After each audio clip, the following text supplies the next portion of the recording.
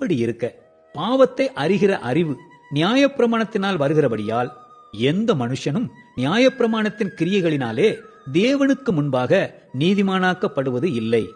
இப்படி இருக்க நியாயப்பிரமாணம் இல்லாமல் தேவ நீதி வெளியாக்கப்பட்டிருக்கிறது. அதை குறித்து நியாயப்பிரமாணமும் தீர்க்க தரிசனங்களும் சாட்சியிடுகிறது. அது இயேசு கிறிஸ்துவை பற்றும் விசுவாசத்தினாலே பலிக்கும் தேவ நீதியே.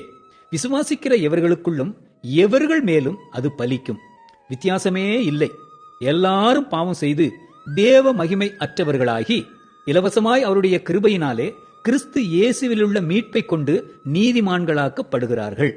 தேவன் பொறுமையாயிருந்த முற்காலத்தில் நடந்த பாவங்களை தாம் பொறுத்து கொண்டதை குறித்து தம்முடைய நீதியை காண்பிக்கும் பொருட்டாகவும் தாம் நீதியுள்ளவரும் இயேசுவினிடத்தில் விசுவாசமாய் இருக்கிறவனை நீதிமானாக்குகிறவருமாய் விளங்கும்படி இக்காலத்திலே தமது நீதியை காண்பிக்கும் பொருட்டாகவும் கிறிஸ்து இயேசுவினுடைய இரத்தத்தை பற்றும் விசுவாசத்தினாலே பலிக்கும் கிருபாதார பலியாக அவரையே ஏற்படுத்தினார்.